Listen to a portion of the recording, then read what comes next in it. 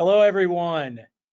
Before we begin the formal presentation, I'd like to take you through some of the features of the software. All participants, as you heard, are muted on entry to the call. If there are any issues, please use the question field on the side of your screen, and we'll try and get you some help with that. We'd also like to encourage you to ask the presenters any questions.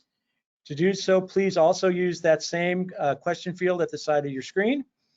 And you can feel free to put questions in at any point, at any time throughout the course of the webinar, and we'll try and get to as many questions as possible during our time together. And of course, we'll be in touch with the recording, and you'll notice that there are two handouts. So there's a handout section in your control panel, and you can go ahead and grab those two handouts from today. And so without any further ado, welcome to episode 1 of ML4Patents.com webinar series, today featuring relativity patents. My name is Tony Trippi. I'm the founder of ML4Patents.com and managing director of Patent Informatics. I'm joined today by Ryan Hines and Drew Deitch from Relativity. A few quick points about the webinar series before I hand it over to the guys here. The idea, of course, for this series, and we've currently got 7 scheduled, looking at several for 2021. So we have the 2020 schedule already set. It's available on the ML4Patents.com website, so you can see who else is going to be presenting. But there's been a lot of questions about machine learning tools and how they can be best applied to day-to-day work. And so the whole point of this series is to bring in some of the best and brightest and some of the most creative tools available for working with intellectual property data and run it through its paces using a common topic, case study, or set of data in this particular case. And so that's one of the things that's really unique about this series, is that if you were to listen to all 7 of them, you would get 7 different perspectives on the same concept, topic, or data set. In addition to that, we're going to give each of the sponsors the opportunity to talk a little bit about their own platforms and what makes it unique and useful. So at the end of these sessions, you should be able to come away knowing a lot more practical information about how to use each and every one of these tools. And with that, I'm going to go ahead and pass it over to Ryan, who is going to lead us into relativity. Hey, thanks, Tony. I think that no one's ever called me best and brightest, so I'll have to tell my mom when this is over. But no, thanks, guys. We are, it's Ryan and Drew. We're part of the Relativity Patents team. I am the architect. I'm a software engineer. I'm also an attorney. I was in-house at Relativity for a long time. I've been at Relativity for, almost 10 years now. And we've been working on this patents project for a couple of years, but we're only just in market. But before we get into that story, why don't I let Drew introduce himself? Yeah, Drew Deitch, been at Relativity a long time also. Just joined the patents team. We're super excited, and want to thank Tony for putting this together, and want to thank all of the other vendors who are presenting too. I think it's really cool that this community can come together and kind of raise the awareness and move the ball forward on using machine learning on this problem. So super excited to be part of it, and thank all of you for joining. Yeah, sorry, Tony, we left you out here, but you'll be jumping in and interjecting too, so very rude of us, sorry. But yeah, but a quick way of background, like, who is Relativity? If you haven't heard of Relativity, we're an e-discovery software company, and we've been around for, almost 20 years, and we're like, kind of brand ourselves as the unstructured data platform. So we take all forms of data, whether it be emails, PDFs, AutoCAD drawings, Slack messages, Office 365, basically any type of corporate data. We have a connector to it, we can ingest it in our system. And it's really helpful in the context of discovery, where people are looking for kind of smoking gun documents. And that's where a lot of our thinking and a lot of our tool set has been developed. So while we're new to the patent space, it's something we've been thinking about for a long time. So I mentioned previously, I've been at Relativity for a long time. I started there on the front lines like 10 years ago doing help desk support while I was in law school. Then I started working as assistant counsel, and eventually I was working as that and a software engineer, and I'm now thankfully a recovering lawyer, but a full-time software engineer. But myself and Relativity's IP counsel a couple of years ago were thinking, geez, we have all these patents and we're trying to get a good handle of the e-discovery space to see where Relativity's patents fit in and what are our competitors doing. And wouldn't some of our kind of conceptual indexing technology be a really good fit, a really good use case or application for that? So this is going back a couple of years, and we just kind of initially indexed a subset of that would be relevant to Relativity. And yeah, lo and behold, it worked pretty well. And we've been kind of keeping this going in the background ever since. And really, in the past year or so, we put a lot of development effort into it. And like I said, we launched back in April. So Ryan, let me interject there for just one of the things that I really appreciate about your approach and your team is that you have people that have a lot of domain expertise. I think that's really critical. The fact that you're a patent attorney and the idea that you really understand these documents and you really understand this data source is often missing with a lot of the development teams. And to hear that you guys have that expertise and you've baked that into the system, I think is a real key advantage. So I'm really looking forward to hearing more about how that all played out and your expertise added to the development of this particular tool. Yeah, thanks, Tony. I should clarify, I'm not a patent attorney. I'm a member of the Illinois bar, but not the patent bar. But Evan McAlpine, our in-house counsel, and I did a lot of patent prosecution work with our outside counsel, and we've been to the USPTO in Alexandria and done interviews and office actions and things like that. So yeah, there is a lot of kind of practical on-the-job experience baked in, so to speak. And speaking of that, Drew is going to tell you a little bit about where we think this fits, where Relativity Patents fits in the tool set. Yeah, thanks, Ryan. So, we're all here because we think machine learning and artificial intelligence are critical tools for solving the problem of patent search, patent analytics, other types of patent workflow. We think Relativity is a good fit for this because it's a really powerful and really flexible system for managing large amounts of unstructured data, like Ryan said. We've really got two different audiences in mind. So we're going to get into what is Relativity Patents, how does it work, and what's our perspective on how to use machine learning for this problem. The two audiences we have in mind: first, the hardcore patent information professional, the hardcore searcher, database person.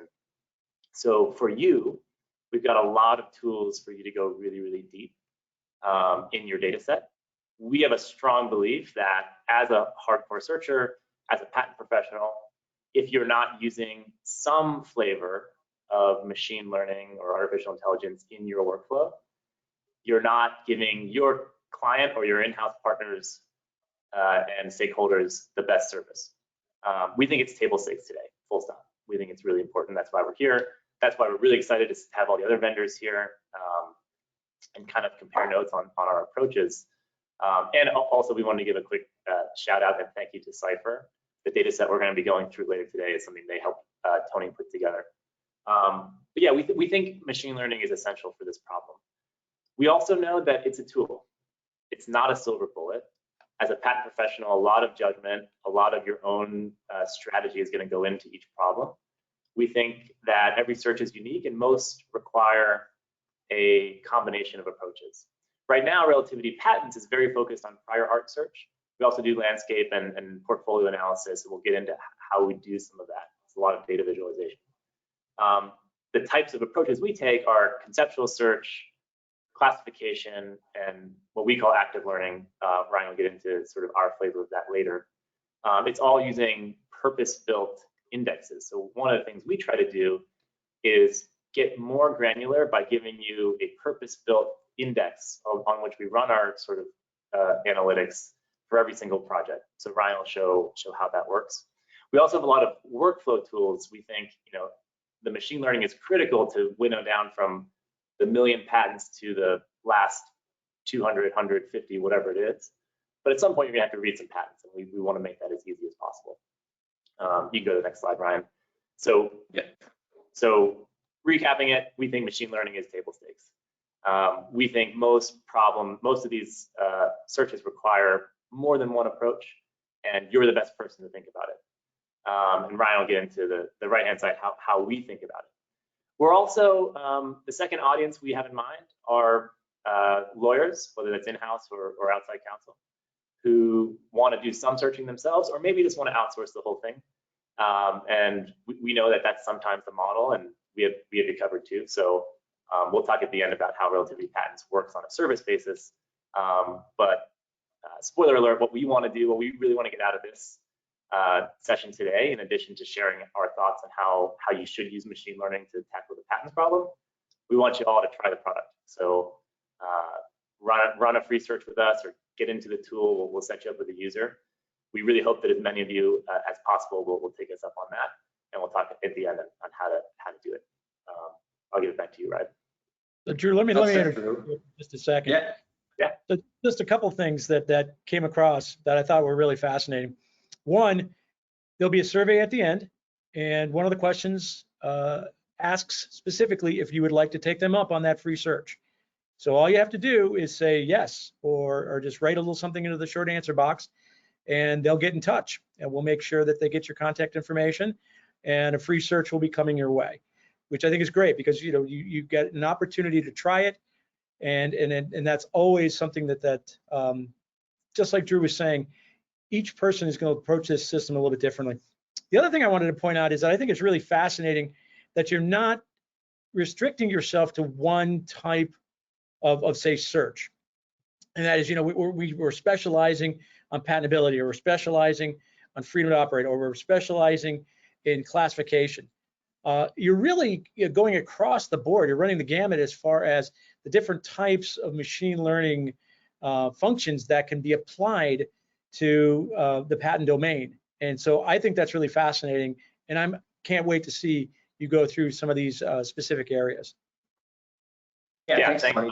That's ultimately our goal, is to be we'll host the data, and then we'll let you apply whatever model or kind of tool you want to it. So the total transparency. Yeah, and Tony, since you raised me a little bit, I'll raise it even further. We really hope everyone takes us up on this, whether you want us to run a search and send you the results, or whether you want us to spend an hour or two training you how to operate the system. We'll do it. We're really excited. Part of the reason we're excited for that is, now that we've started developing this product, we hope to never be done. And I saw the attendee list for today's session. Your opinions are really important to us. If there's something about the product you like or don't like, it will make it into our roadmap. And so please help us shape what we build over the next couple of years. We'd love to do it. Okay, now back to you, Ryan. Yeah, we keep talking about the product. Let's talk about it. This is kind of what Drew was talking about with their service offering, where we can run a search for you. So take us up on that. But let's talk about what we're going to try and accomplish today. So quickly, within probably the next 10 or 15 minutes, I want to explain our approach, how we index documents, and then I want to apply that to Tony and Cypher's data set, and then do a quick demo. So we'll look at some results, how we did, and then see what you could do outside of that data set. So that said, how do we do what we do? This is an oversimplification, but it kind of goes something like this. There are, we know, probably 140, 150 million patents out there. You can build an index, you can try and build an index that covers all of that. But when you go wide, you sacrifice, you go for breadth, you sacrifice depth. And we think in the machine learning context, the level of specificity that you need to build good models and good indexes.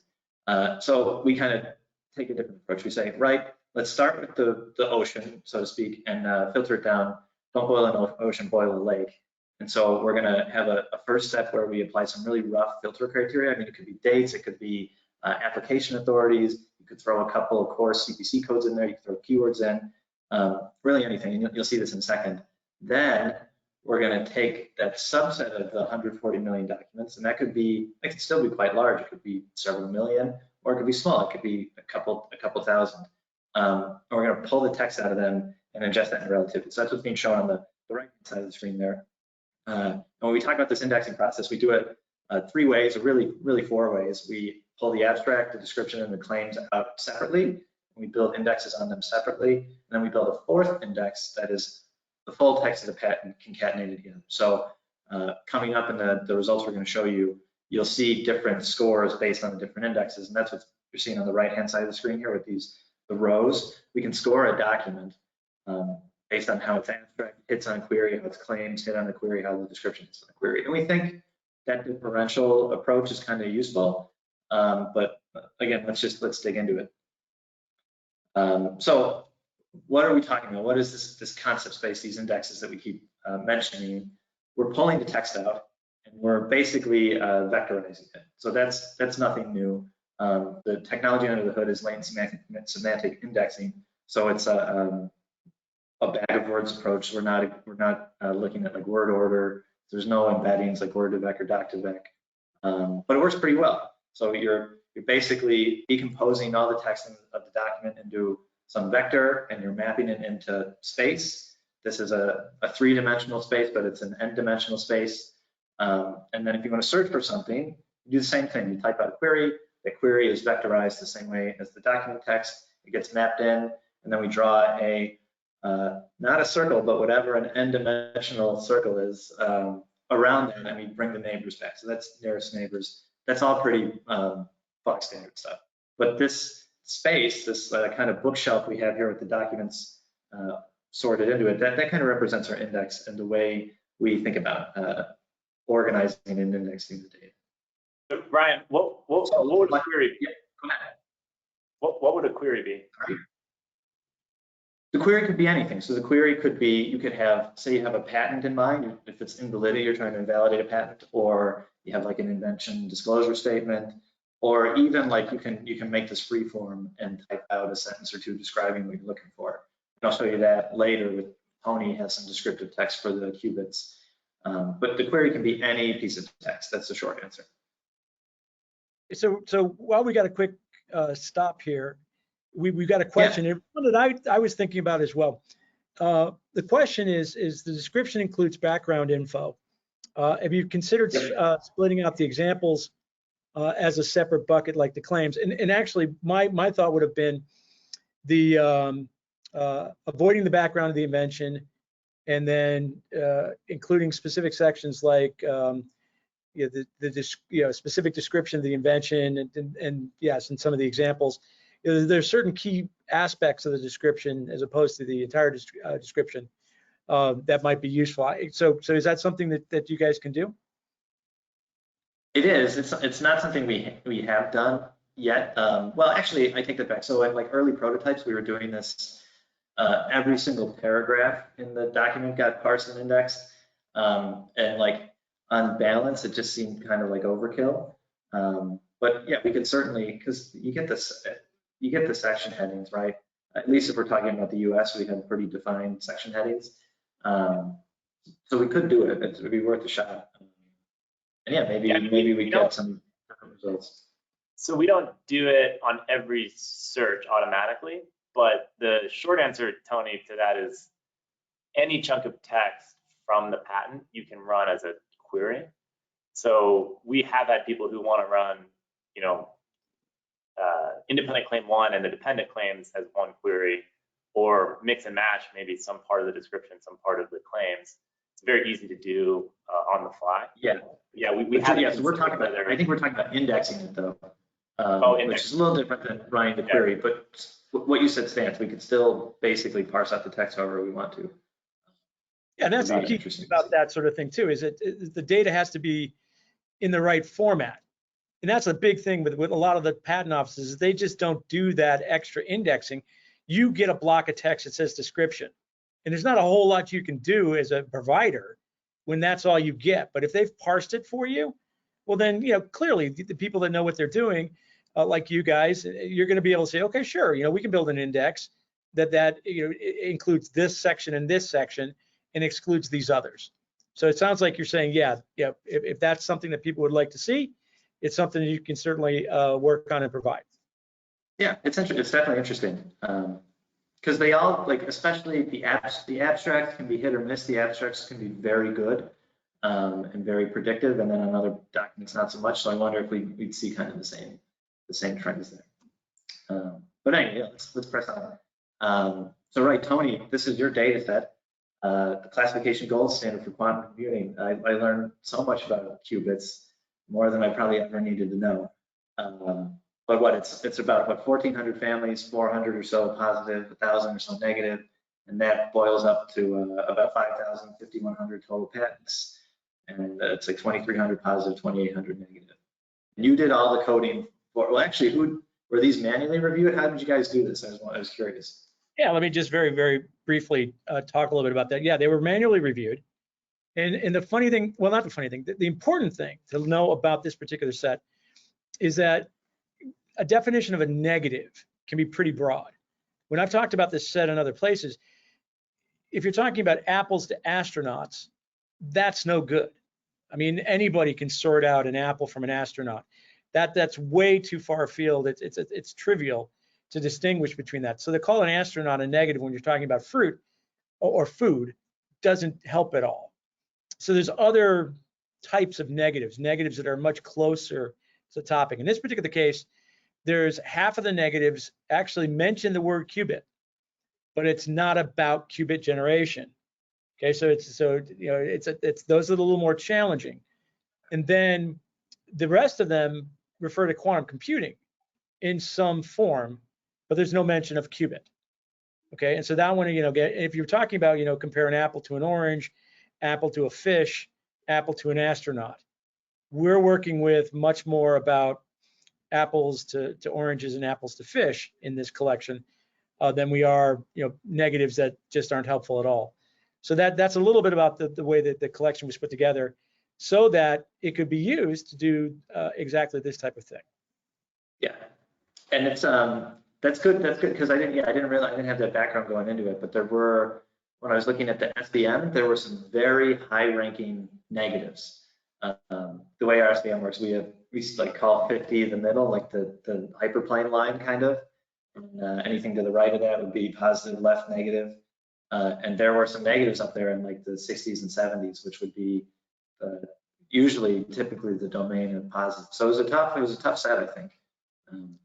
And the results you guys got in this paper were pretty impressive. Yeah. Speaking of results, oh, go ahead. Sorry, Tony. No, that's it. That was the idea. And then to actually, provide for a gradient so that it can add to the improvement, add to the understanding that there's these key differences, and hopefully what comes out at the end is a better model. Yeah. I like your apples to astronauts thing. That's kind of what I was trying to get at earlier when we said when you go wide, you sacrifice depth. So that's why we have our kind of subsample indexing strategy, so to speak. Yeah. So speaking of, let's just jump right in. So I did this two ways, and I know like the start of the paper was SVM, but you guys also did it unsupervised too. And we have both ways of classifying. In this case, we call it categorization, and it's actually multi-label classification. So you can, in this case, it was just a binary positive negative, but you can have multiple categories. And the way it works, when we're trying to show with this diagram, is that you will map in exemplar documents. So say you have 5 categories and you find 5 examples for each category, it will compute like a centroid for those documents and then draw the ball around it, the little circles that you see here, and then documents that are within that radius get categorized or classified that way.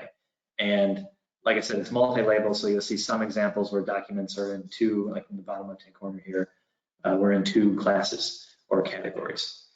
And again, it's unsupervised because there's no thumbs up, thumbs down from the human. You just give it the sample docs and let it go to work. And so that's what I did here. And I did this 2 ways. So first I just did a 50-50 split, test train split by family. And the numbers I'm reporting here though are numbers of patents. But the split was done by family. And you can see on the bottom here, these are our different indexing strategies. So again, abstract claims description, and then all 3 of them concatenated together. You see we gradually improve the more text we give it, the more kind of decision power it gets. And we've got the trues, the true positives and negatives here, the false in red, and then documents that were below what we call the coherence threshold won't be classified. So this is configurable, but for like the be hands off, the purposes of this this study. I didn't want to mess with it. So our default is a score of 50. So that's going to be a cosine similarity between your document and the, like I said, like the centroid of the category. And so if it's below 50, then you won't be classified. So I left that where it is. You can probably tweak that and get a different number of true positives and maybe sacrifice some precision. But that's what we got for 50-50. The more interesting thing, I think, is what you guys did in the paper, is where you say, right, there's 1,400 something families in this data set, but let's only use 300 of them. And so that's what I did here. And you can see we have much less information. So obviously, like, think the abstract is just a paragraph. So there's lots of uncategorized documents, but gradually, the more text you give it, the better it gets. And precision and recall are right around 90%, which I think you guys said is kind of like the anecdotal standard for a human caliber review. Where did that anecdote come from? That was one of my questions for you, Tom. Here it is tabularly. Yeah, well, and that's just it. I mean, the whole idea of recall and how you measure recall is extraordinarily difficult. And the only way that I've ever found to do it is by an iterative process, by going through and doing, first a Boolean search, then a classification search, then a citation search, then one or two different machine learning type searches. And you eventually get to this point of diminishing returns where almost everything that you're getting is no longer relevant. And at that point, you've assured yourself, at least to a certain degree, it's not quantitative, but in a qualitative sense, you've convinced yourself that, look, I keep trying, I keep widening the aperture, I keep trying to find more relevant documents, and they're just not coming up besides the things I've already found. And at some point, time and money, you've got to stop. And that's and generally, my experience has been that gets to be 90 to 95% of what is likely to be out there under the circumstances. Yeah, and it's funny you say that, because that workflow kind of really mirrors we call it relativity assisted review, but it's in the e-discovery world, it'd be called technology assisted review, but it's the same idea. So like here we're dealing with a toy data set of, I shouldn't say toy data set, but it's small. It's 5,000 patents or so. In an e-discovery case, you'd be dealing with 5, 15, 50 million documents. And the courts have moved this way too, this kind of reasonableness standard. Like, listen, it is insane to think that you need to put eyes on all of these documents.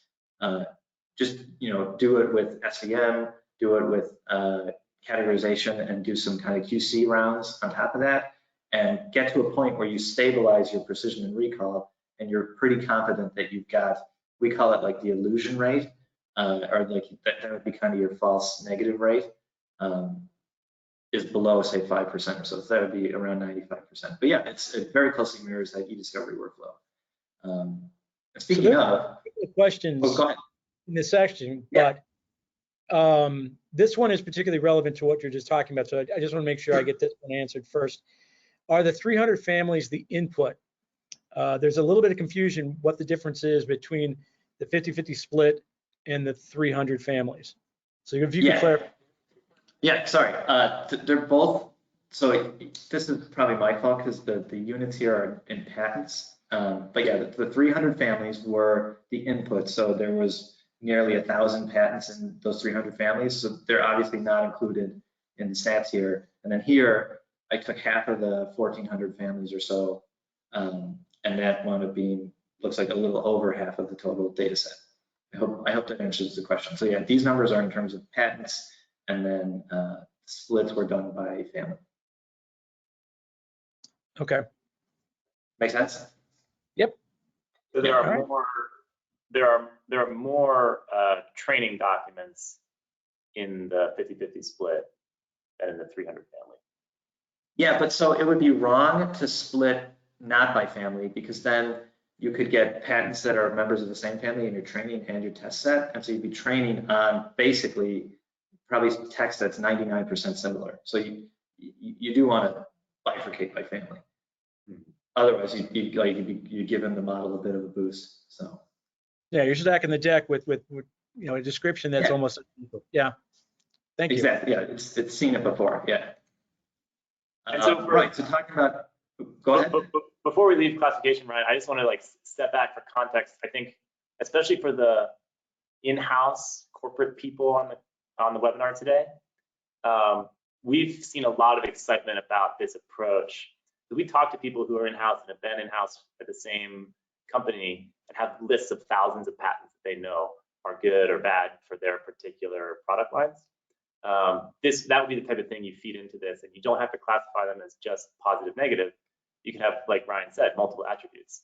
This one's about hair care, this one's about makeup, this one's about sports drinks, and so that you want to run that on a weekly or monthly basis to see what pops and that you should be interested in.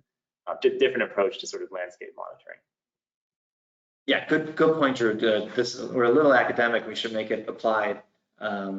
So yeah, we've had people ask us like, look, I have a taxonomy for all my in-house patents. Can you train the classifier on my taxonomy? And it's perfect. It's actually a perfect setup for that because you have documents that are classified.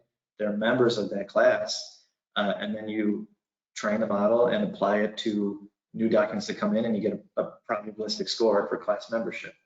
Another practical application of this, say you're in the qubit space and you have Tony's data set and you have 300 families, but you know there's way more than 5,000 patents out there, or you'd like to look at more than 5,000, and we'll get there in a second, but I took the 300 families and I brought in the sample, and I was able to classify something like 112,000 patents off the back of these 300 family examples. So it's kind of like using that as a force multiplier. And here we're trying to look at it in the lab, so to speak. But and speaking of models, we'll just quickly talk about the SVM. So the last one was unsupervised. This is supervised because you're drawing a line, and the computers, it's actually a plane because this is, again, is n-dimensional. But hyperplane sounds very fancy. It sounds like the thing that Richard Branson just flew into space. But basically, you're trying to draw a line to separate the no's from the yeses here. The yeses are blue circles and the no's are red X's. And invariably, like we were just talking about, there will be some very high scoring negatives and very low scoring positives, such that it'll be an imperfect fit. But by and large, you'll have a model, a line that fits the data pretty well. So when you fold in new stuff, you're classifying it correctly. Is that a good thumbnail sketch, Tony? Yeah, you know what? Support vector machines are one of my favorite for doing binary classification, because I think it works after a few iterations of the model. It works really, really well, and does give you a pretty definitive split between things that you can say are with almost certainty positive, another collection that's almost certainly negative, and then of course there's a handful. And we've got a question actually that I think I want to interject. Somebody asked about the not classified, but from the unsupervised, and they asked if the cosine similarity was not 50% of class centroid, then that document was not classified in any class. So that they just want to understand a little bit more when you said not classified. Yes, that coherence score, maybe I missed, or it's actually the size of the radius. So yeah, if it's not within, like this guy is not classified, this in my bottom left here. So you can grow the radii and grab something, but you might actually be misclassifying it that way. So yeah, we could set that, like I said, the coherence score is set to 50. If we dropped it all the way to 0, we would have full coverage, but we probably introduce a lot more false positives, false negatives. Okay, well, we want to keep it going, of course, and there's still other questions and other things, so let's keep going with the SVM. Present, sure. Right, so here's our SVM results. I did it, you guys did it, I think, every 5 families or something like, or sorry, I think you did splits of like 50 up to 300. I just did these 4. And I also only did 1 iteration. I think you guys did 50 or so iterations. And this was tough. This was a tough set. And we stabilized right around 85 on the F1, which is a bit below what you guys got in the paper. So hats off to you. I think you guys stabilized around 95.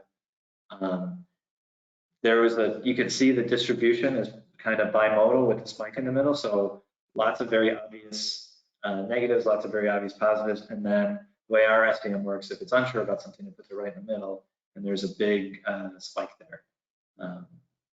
So like you just said, Tony, like there's stuff that's clearly yes, clearly no, and then stuff that you're clearly scratching your head with. Right, so we better press on. I mentioned expanding the searchable universe. So we have the data set with 5,000 patents in it, but we can grow it. And so that's kind of what I want to show you. And this is the power of building your own custom indexes. Tony, you had a table in the paper with like the 10 most popular CPC codes, and then like the percent, like the cumulative distribution of the patents that are in each, or sorry, families. And I just grabbed these 10. I think you said that there's 2,500 total CPCs in the whole set, unique ones that is. But like I said, I grabbed these 10. So you could put codes in relativity patents and give it keywords and give it dates, or if you have, like I said, a target patent in mind, you can give it the patent number or patent numbers, and we'll pull the codes, we'll pull the dates, we'll pull the assignees and inventors, etc. And this is all in service of building your searchable space. So let me show you what that looks like. You know, let me interject here quickly on that one. Yeah, it was interesting because, of course, I didn't entirely use the whole idea of putting this table in that paper was to demonstrate that these weren't all coming from a single IPC class. Yeah. That would make it a bit of a biased collection. And then you could just use IPCs. As a matter of fact, we have a question that I guess I'll address right now.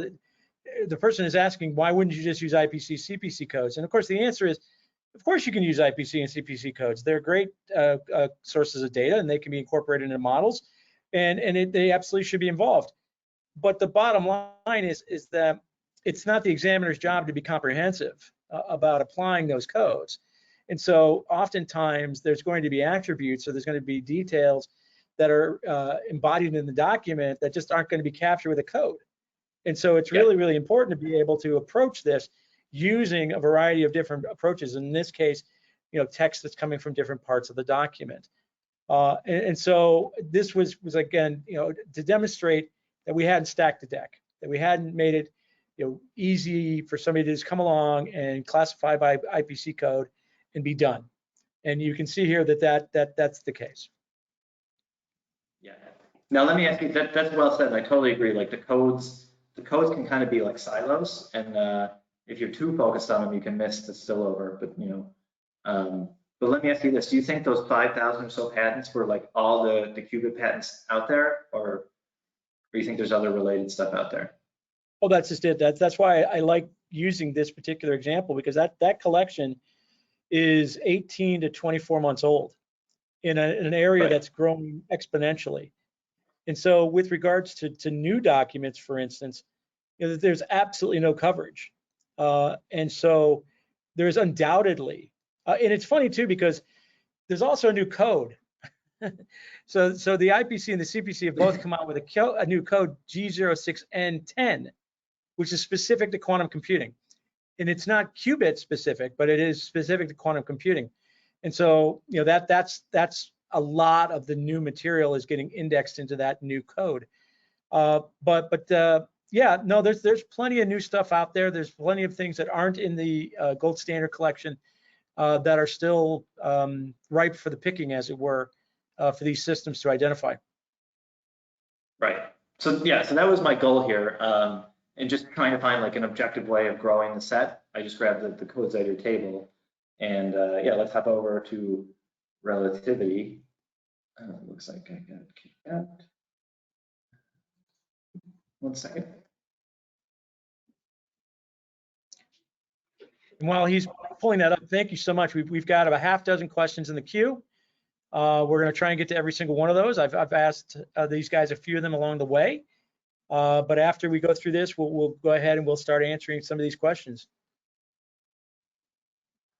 Cool. So this is that's step one I was telling you about, Tony. So I put all your codes in here, and so basically, we're trying to give someone an interface to pull any, like a bunch of ways, like I said, coarse filters to build a training set of documents. So I can give it a patent number, I can give it keywords, I can filter this stuff with a date, or I can drop CPC codes in like I did here. And all we're doing is building, on the back end, we're building a query here.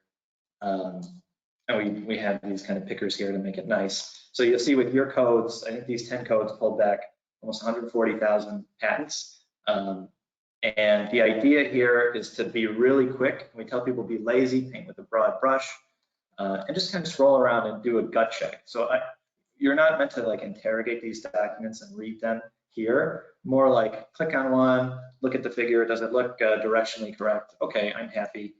And like to be lazy and hit this import patents button, and then we will build the indexes on these nearly 140,000 patents. So you have the codes. Yep. To rephrase, if I'm thinking back to your graphic, this is the step where we go from the whole world, add a few filters to the relevant things we want to index. And we do that exactly because we think building a customized index provides a better granularity, better precision and recall than trying to index the whole world every time, right? Exactly. Yeah. So here we're building this only on these 10 codes, which of course is fallible, because if it's not in those 10 codes, we're not going to catch it. So you can pop in a patent number. So I can hit auto populate here. It'll pull the dates, the codes, the owners, the inventors, and you can do this with like a list of patents. So there's another way, like, okay, I have 10 really good references. Let me put them in and see what the space comes back as. Anyway, this is at step one, and we're going to index these 140,000 or so. And then when we jump over to relativity, we've got them ready and searchable. So let me jump to my document view. You'll see we have our indexes here. So we've got the abstract index, we've got claims description, full text, and we've got a search bar. And let me hide this. There we go. And I've got Tony. I imported Tony's gold standard classification here in the title and the family. And I know that I have Tony's GitHub somewhere, because you had a description of, I just want to show you how this concept search works. So if we go to your GitHub site, we can pull that real quickly.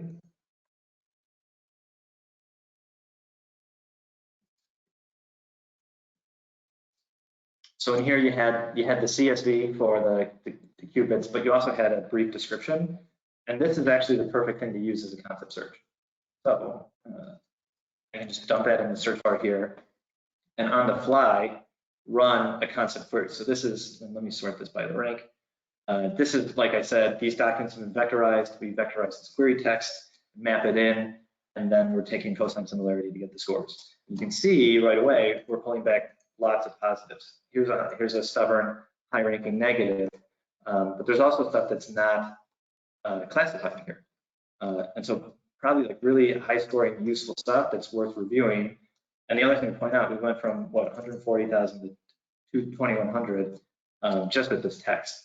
Now, the reason this is cool is you can take this text and iterate on it. You can change things. You can pull the text of other patents. So I mentioned you have a target patent. I'll show you what that looks like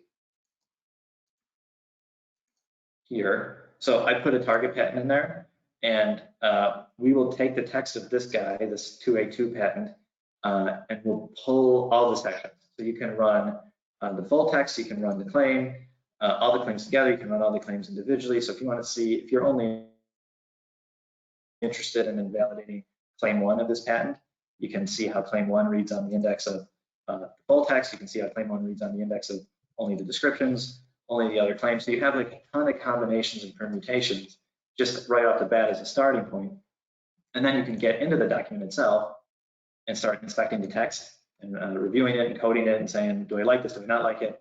If there's a section of text that you really like, you could copy it here and run that as a query. If you like the whole document, you can say view similar documents, and we will run a concept search on the full text of that document here and give you stuff that's relevant. So you can see the families are scoring the same because they're conceptually the same text. So there's like we said, there's no silver bullet. What we're trying to do is give you a really big universe and then the tools to say with confidence, whether that's with a model or with human review or with both, that look, we index 140, 150,000 documents, and we looked at 100, 150 of them. We're pretty sure this is what we got. And you can see here, like this is again the counts are in patents. These are all part of the same family. So that's kind of like the power and the power of concept search. You can also pair concept search up with keyword search. So if you wanted to make sure that only a certain, what did you call it, Tony, quantum dots? Well, that was the thing, yeah, this is the part that I really like. Yeah, I mean, and quantum dots are used for all kinds of different things, not just for generating qubits. And so if you've narrowed the universe, what is really, essentially quantum computing, and then you're looking for qubits, that's going to give you a much better result than if you were looking for quantum dots on their own. And the fact that your system allows you to drill deeper into a already pretty reasonable collection to get at the context and get at some of this detail, I think is really useful. I think that's going to provide some real good functionality for folks. We moved kind of fast. I want to make sure people are following here. So we jumped from the lab where we classified a bunch of documents and showed our true positives, true negatives, false. Then what Ryan did was take some class codes and say, hey, let's look at the real world. So we moved from the 3,000 or so, 4,000 patents to indexing 150,000 patents. Ryan runs a concept search, which is meant to pick up on things that a Boolean search may miss. But at some point, you may want to combine those approaches, right? So I want to run my concept searches and see what's popping as most conceptually relevant. I then want to add some keywords or even regular expressions or nested Boolean and regular and concept searches. What we believe strongly is that, like we said at the beginning, the machine learning is one of your tools. At some point, you're going to have to make some decisions about, hey, which documents are you going to read? So a lot of times what we see people doing is use the concept search to get this sort of global stack rank. Then we can go tag some of these documents to read in full later. What Ryan showed you briefly at the end there was if I find a patent that seems really relevant, I can just click to basically reshuffle the deck and run the full concept search on that patent. So this is where a little bit of art comes in and using your judgment. And I know we're going kind of fast, so for those of you who are really interested, we'll spend some time with you, set up a call to walk you through how you might do this yourself. But so I think, Ryan, I think I cut you off. You covered the concept search, you covered the classification. Yeah, no. Thanks for recapping, because I'm conscious we only have 10 minutes left, so I was trying to kind of fly in. There's only really one more thing I want to show, which is the cluster viz. So this is unsupervised. And so say you don't even know like what you're looking for. You have no idea what the space is like. You don't have Tony's data set to rely on. You can say, cluster my 140,000 documents and let me see what they look like. And this is unsupervised. So basically what the algorithm is doing here is trying to assign patents into like one group. And let me turn this off, much better. And so we're chunking patents up, and then we're percolating the words that were most determinative in assigning them to that category. And so you see, like, we've got 30,000 documents, and we go one level deeper. Now it's 17. Now it's 4,000. And you can adjust the depth. We're only going 3 layers deep here, but you can go 5, 6, 7 if you want. And then you can say voltage insulating quantum. You want to look only at these documents. You'll filter your list here down to only those, say 4,000, and then you can do your searching and review only on that. So it's it looks pretty. That's why I like showing it, but it's also a cool way. Like, if you don't know what you're getting into, or you're like myself and Evan back in the day, getting into the e-discovery space as young lawyers, and we had no idea what's out there or who's out there, right? You can see what competitors are in each cluster and kind of who's owning the space. It's a good way just to try and get a good mental map of what's going on out there. Yeah, this is one of my favorite approaches to guided navigation. So you don't really have any idea what it is that you want to drill into, but the system provides you with a variety of options. And as you're looking at something like this, you don't even know what you're looking for necessarily initially, but then you see something like this, you go, oh, wait a second, it never even dawned on me. It never occurred to me that I'd want, but that's actually really fascinating. So let's go and follow that particular trail. And so the ability to be able to see an overview as such of the entire collection and to be able to drill into specifics in it also, I think, is another very, very powerful visualization that can guide people to exactly the sort of things that they're looking for, even if they didn't know that that's what they were looking for when they started. Yeah, and it's kind of cool here. You can see kind of all the garbage ones here that are clearly not related, and then probably the more relevant ones here too. So it just, yeah, like I said, it gives you a good quick thumbnail sketch. So, Well, let's get into some cool. questions. We want to be respectful of time. Most of our audience is stuck around, so thank you all very much for doing that. And so I'm in the order that they gave it, so they sent in, and we'll get through as many as we can in the next 5 to 10 minutes. The first question: so how often do you re-index your data? Okay, so when you hit the import patents button, that creates a snapshot. You can hit that button however many times you want. So if you wanted to do it weekly, you could, and we will only fold in the delta. What's powering that screen is an index of in a database of all the patents, and we get that we get updates daily. So the data is always fresh, but when you build your indexes, we take a snapshot unless you choose to fold in more information. We do have a law firm customer who is looking at a particular space and actually a particular portfolio that's really active in that space. And that customer wants to run their decision was monthly, so they're sort of rebuilding their indexes monthly. You could, like Ryan said, you could do it daily, you could do it weekly. Okay, so I'm also typing in a few things that have already been answered. So the next question we have here, the 50% that you were used, so you're down your 50-50 model, were those random chosen? So how did you pick which 50? Yeah, so as part of the technology assisted the TAR protocol in Relativity, there's a sample builder. So you can say you want a statistical sample, a fixed sample, or a percentage sample, and I just hit 50%, and it gave me a random sample, and that's what I went with. Excellent. Can you select some publications in a large family as positive and others in the same family as negative?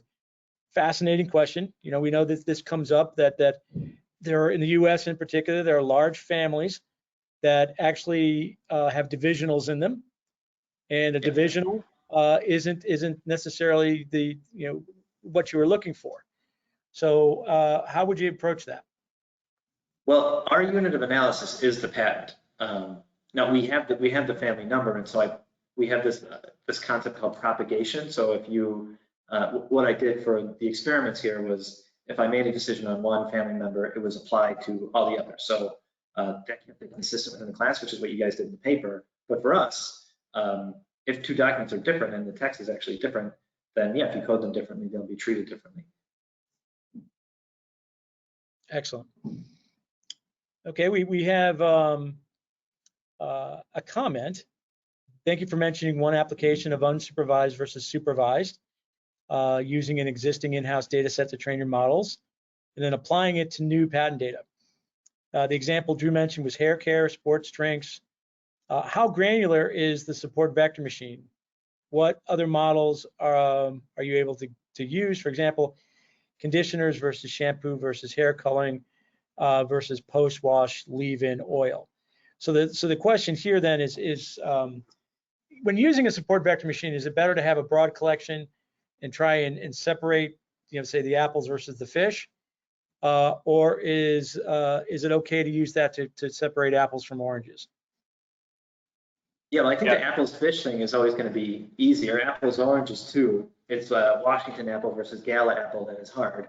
And the hard thing with patents is that they're so big that the whole document could contain text that's relevant to multiple different, let's say, classes or categories. The way we get around this problem is we say, look, you know the data, isolate the section of the document that you think is relevant to this issue, and then we will map that in as its own standalone document. So if there's only one page in the patent that's relevant to what you're looking for, that becomes its own document. And that way we're not diluting the text content with all the other relevant stuff. So that's kind of how we handle it. And that's how I would say make it granular. Yeah. To answer the question directly, yes, right? So the user defines the categories. You need to just give it a sample of each category. If you have 5 patents that are shampoo, 5 that are conditioner, 5 that are color, and 5 that are wash, post-wash, those become, you define those categories yourself, and everyone will have their own sets of categories. So like, we're not going to show up and say, hey, no, this is how we think of hair care products, right? You've got your list already that you've probably developed over years, and that's going to make it really easy for us to build the training sets. Yeah, that's well said, Drew. Yeah, the only thing is when you build those categories, make sure that the example documents you pick don't have overlap, or if they do, that you pull out the text that does overlap, so that you give it a clearer one-to-one mapping. Finding mutually exclusive data sets is probably one of the biggest challenges you're likely to find. Yeah, so you got to be fair about it. I mean, if the document talks about all 4, you don't use it for training. It's okay, exactly. That's classified eventually, but you can't use it for training. All right, a few more here. One thing to sit here and do it, and the other to say it, and the other to put it into practice. But yeah. Yeah. Have you guys covered any cross-linguistic concept searching? So how do you deal with other languages and that type of thing? Yeah. So the short answer is we do not mix index languages in an index. So you saw in the demo, we have tons of foreign filings in there. Everything gets translated to English. So it's either, if there's an official translation available from the office, we get that. Otherwise, it's machine translated. So English think of it as the common denominator. If you wanted to build a Spanish index, you could, but we don't cross the languages because it's the context of the words is going to be way different and confusing. Tony, okay. Before we get to the last question, I know we're close to time. Can we just say, please do take us up on the trial. Patents@relativity.com. Just email us, or we'll also get the list so we can send some sort of a note after. But just want to make sure people don't miss that. Yeah, and again, the 80% of our audience is still with us, and we can't thank you enough. And yes, please take these guys up on their offer. And what I'm going to do here is, and be mean. Yeah. Tell us, really push us. So you won't hurt our feelings. And so we've got another half dozen questions that we're not going to be able to get to. And if I can ask you, there's a comment section at the bottom of the survey.